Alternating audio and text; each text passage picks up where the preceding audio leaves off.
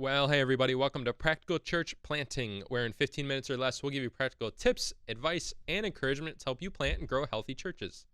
My name is Brian Adrozi, and joining me today is Dylan Dotson. I'm so glad to be with you and with everyone that's watching and listening. Let's do it. And we're also happy to have you too. And today we're talking about why you should possibly wait to start having Sunday gatherings. So I was having a conversation with someone recently, and they asked me, what are some of the common mistakes that you see happen with people who maybe try to launch a church and then it doesn't get off the ground? Right. And one of the things that I immediately thought of was, okay, so God has called or leading us to plant a church. So we're going to do this thing and we're going to tell people about it, but we're also going to start meeting on Sunday mornings right away. Right. Why not? And part of this too, like we're not trying to be like pragmatic and like try to be like give you a formula of how to launch a successful church. But there's something to be said for momentum and building excitement and building enough, inertia to get it off the ground. And so what I see a lot of times is people say, hey, I'm going to plant a church, and you start doing outreaches or whatever, but you also start a Sunday morning gathering right away. And so here's a few reasons why you shouldn't do that. One is it's harder to raise money with something that's already begun. So you can say, hey, we haven't launched yet, give us to this thing, but it's like when you're meeting every week, you can say you're not launched, but it seems like you are launched. And just psychologically, it's just a lot easier to support something that's about to start than to support something that's like already started and may seem like it's struggling a little bit. And also, too, why this is so important is that you want to, again, go back to like building momentum. Like, yes, you want to start meeting people, doing stuff in the community and that sort of thing. But when you start meeting right away, you can tell people we haven't launched yet till you're blue in the face, but they feel like you have. Yeah. And so I would always recommend taking some time and saying, okay, here's our journey, start meeting with people, do some vision nights or whatever you want to do before you start meeting together on a weekly basis. And then when you start meeting together on a weekly basis, you make sure that it is clear and different, and I would even say in a different place than where you're going to launch the church. Yeah. So I'll just share a little bit of our story, and then you can kind of give some feedback because you kind of came in once we started gathering before we launched. Yep. We started meeting in our house on Sunday mornings. It was supposed to be about 2.5 months before launch. We couldn't find a place to meet, which I don't know if we've done that on an episode. We'll talk about in the future. So it ended up being probably about 5 months in our townhome. But when we started meeting in our townhome, it was very clear, hey, this is not where we're launching, and this is not a normal service. So we sang a few songs, but it was like more so about vision and things that we're doing and where we're going and hanging out. It wasn't like a typical, here's a Sunday morning service, so that when we launched in our space that wasn't in our home and we did things that were more, like a normal, typical Sunday morning service, it felt different. People were inviting people to, there's momentum. But you can say, and I see this all the time, hey, we're launching in October and we're going to start meeting 4 months out in the place that we're launching, and we're going to say we haven't launched yet. Right. And it's like, also for your people, there's no excitement there because they're used to it and it's normal and there's nothing different about it. And so you could say you've launched, but you haven't. I think that's good. We, like you kind of mentioned, we kind of came along New City in that stage where you were meeting in the townhome before actual launch. And it was nice to have weekly meetings already going on so that we could plug in and kind of stay plugged in. But it was very, like you said, it was very obvious that this is not what the church is going to be. Yep. Whether you had already secured a space or not, we knew the plan wasn't for this to be a house church. Right. And I mean, if it isn't, I guess that's a different story. But Right. The plan wasn't for it to be a house church. So we knew that this was a temporary thing. And, we've talked about meeting pre-launch before and how that's a smart thing. But, yeah, I think that if you're meeting in the space that you plan to be meeting in, then, like, the week before launch and the week of launch, it's like kind of what's the difference? Right. What's the difference? And two, again, because we're used to church world, we're used to church services. And so we say, hey, God's called me to plant a church. I'm going to start meeting on Sunday mornings.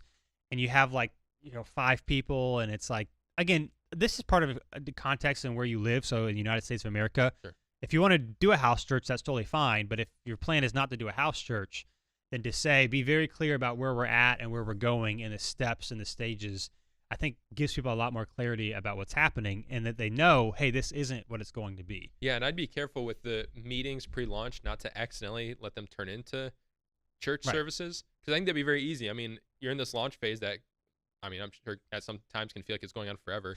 Right. And, you want to plant a church, and which means in turn you want to do some preaching, and you're not, not really getting the chance to do it on a weekly basis. So it'd be very easy for those weekly meetings to form into a kind of church service sort of kind of thing, and for it to be just kind of confusing. Yep. And it's important, especially when you're getting closer to launch, to kind of start gathering more regularly so people can build relationships and get to know each other. For sure. But like you were saying, part of launching a healthy church is for people to have relationships and to be connected and to really be behind the mission of what's going on. And so when you start having services right away, you don't give yourself and everyone else an opportunity to really learn the mission and vision, to really build relationships, to really get on board of what you're doing. So like before, we were meeting at our house, at our townhouse before we launched, and we would talk about serving one week and what that looked like, or like, giving and what that looked like. And again, it was able to be more vision, not so much preaching. And I know you probably feel guilty because you're like, well, I'm supposed to preach on Sunday mornings. That's what people do.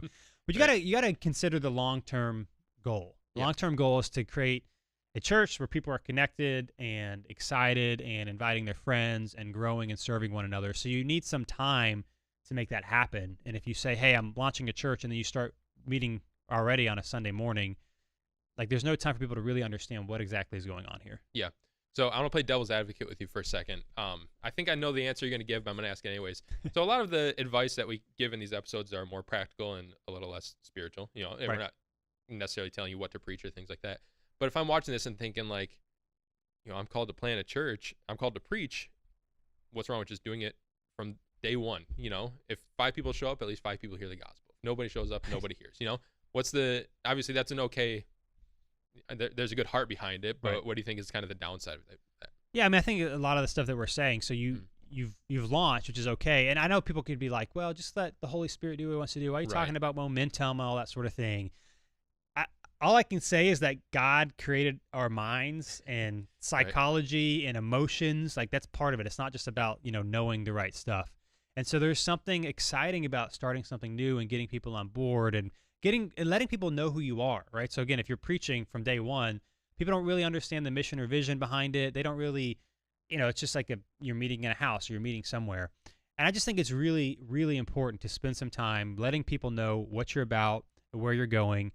I mean, if you're going to plant a church and it's going to last for a long time, then you'll have plenty of opportunities to preach. Yeah. But it's really getting people on engagement. And what we found, at least in why we plant churches, right, is because it's the most effective way to reach people who don't know Jesus.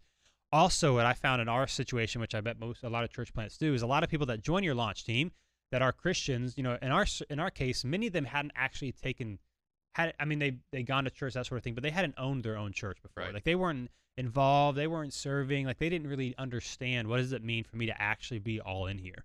And so if you just go to start preaching and kind of say, oh, we've got everything figured out, it doesn't give people a chance to really understand. No, like especially in America, it's really easy for us to segment everything and like churches on Sunday and then Monday through Saturday do my own thing.